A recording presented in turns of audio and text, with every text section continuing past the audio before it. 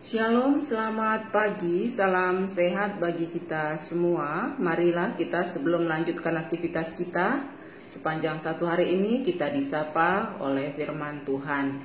Terlebih dahulu kita bersatu di dalam doa. Terpujilah Engkau Bapa yang telah membangunkan kami pada hari ini dan memberikan kemampuan bagi kami untuk boleh melakukan aktivitas kami. Biarlah firman-Mu menyinari hati dan pikiran kami supaya kami boleh melakukan hal-hal yang benar dalam satu hari ini. Berfirmanlah Engkau, kami telah siap mendengarkan. Amin. Saudara-saudari terkasih, firman Tuhan menyapa kita tertulis dalam 1 Timotius 4 ayat 10. Itulah sebabnya kita berjerih payah dan berjuang, karena kita menaruh pengharapan kita kepada Allah yang hidup, Juru Selamat semua manusia, terutama mereka yang percaya. Demikian firman Tuhan. Jemaat yang dikasihi Yesus Kristus, salah satu majas lama Indonesia mengatakan, berakit-rakit ke hulu, berenang-renang ke tepian, bersakit-sakit dahulu, bersenang-senang kemudian. Dalam kitab Mazmur 126 ayat 5 juga dikatakan, orang-orang yang menabur dengan mencucurkan air mata akan menuai dengan bersorak-sorai. Artinya untuk memperoleh sesuatu yang berharga harus melalui proses yang tidak mudah. Hasil tidak akan mengkhianati proses. Demikian pula halnya untuk memperoleh sesuatu yang besar, pasti banyak harga yang harus dibayar selama dalam proses. Hal itu terkait dalam pencapaian yang akan kita raih di dunia ini maupun di akhir zaman nanti. Nats kita kali ini adalah nasihat yang berisi pengajaran Paulus kepada Timotius sebelum mengemban tugas untuk memberitakan Injil dan menyatakan kebenaran firman di kota Efesus. Paulus hendak mengutus Timotius untuk melayani di tengah-tengah bangsa yang masih tawar hati, yakni yang masih menyembah tayul-tayul, yang masih mempersoalkan makanan yang haram dan yang halal, dan yang masih diikat oleh budaya-budaya leluhur mereka yang berseberangan dengan ajaran Kristus.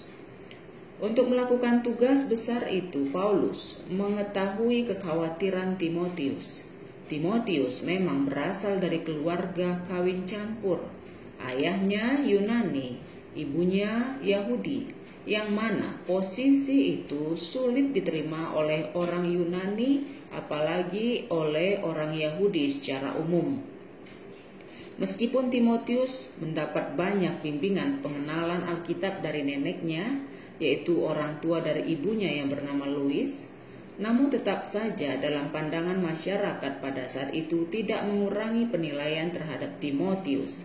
Artinya dari segi bibit, yakni dia adalah seorang anak dari hasil kawin campur, Timotius dianggap tidak layak.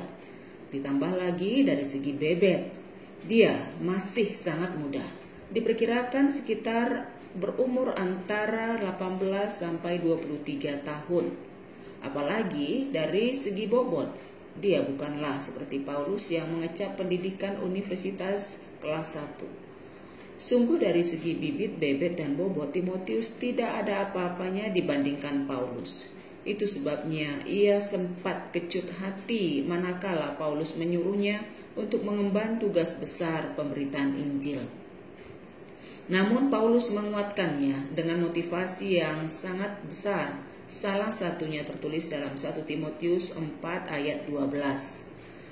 Jangan seorang pun menganggap engkau rendah karena engkau muda. Jadilah teladan bagi orang-orang percaya dalam perkataanmu, dalam tingkah lakumu, dalam kasihmu, dalam kesetiaanmu, dan dalam kesucianmu. Saudara-saudariku yang dikasihi Yesus Kristus, hari ini kita kembali diingatkan bahwa tidak ada manusia yang sempurna di atas muka bumi ini. Masing-masing kita mempunyai kekurangan, entah dari segi lahiriah, dari segi sosial, ekonomi, pendidikan, dan relasi, dan lain sebagainya. Dan dalam menghadapi kehidupan ini, kita menghadapi tantangan hidup yang terkadang ringan, namun ada kalanya tantangan itu luar biasa berat. Namun kita diminta untuk bertahan di dalam iman dan kesetiaan kita kepada Tuhan Yesus Kristus. Tentu hal itu tidak mudah, namun percayalah bahwa Tuhan sangat memperhitungkan kesetiaan dan perjuangan kita. Sebagaimana dikatakan dalam kitab Wahyu pasal 3 ayat 8. Aku tahu segala pekerjaanmu. Lihatlah, aku telah membuka pintu bagimu yang tidak dapat ditutup oleh seorang pun. Aku tahu bahwa kekuatanmu tidak seberapa, namun engkau menuruti firman-Ku, dan engkau tidak menyangkal namaku. Maka dari itu, jemaat yang dikasihi Yesus Kristus, bertahanlah. Percayalah, walaupun tidak mudah, kita harus tetap bersabar dan Tuhan memperhitungkan seluruh kesetiaan kita dan perjuangan kita. Bila Tuhan sudah di pihak kita, kesulitan apapun tidak akan ada artinya. Sebab apa yang sudah dibuka Tuhan, tidak ada seorang pun yang bisa menutupnya. Dan apa yang sudah ditutup Tuhan, tidak ada seorang pun yang bisa membukanya. Oleh sebab itu, marilah kita tetap bertekun melakukan perintah Tuhan. Sekali lagi, hasil tidak akan mengkhianati proses. Orang-orang yang menabur dengan mencucurkan air mata, pasti akan menuai dengan sorak-sorai. Amin. Marilah kita berdoa. Terima kasih Bapa, Kau ingatkan kami pada hari ini supaya kami boleh tetap setia, bertekun, dan tetap berserah hanya ke dalam tangan-Mu saja, agar apapun yang sedang kami alami dalam perjalanan hidup kami, walaupun kadang itu sudah merupakan suatu pengorbanan dan perjuangan panjang, apabila kami tetap setia kepadamu, Engkau pasti akan memperhitungkan seluruh usaha dan kesetiaan kami. Bersama Engkau saja Bapa, kami yakin masa depan kami pasti akan cerah. Terpujilah Engkau kekal sampai selama-lamanya. Amin.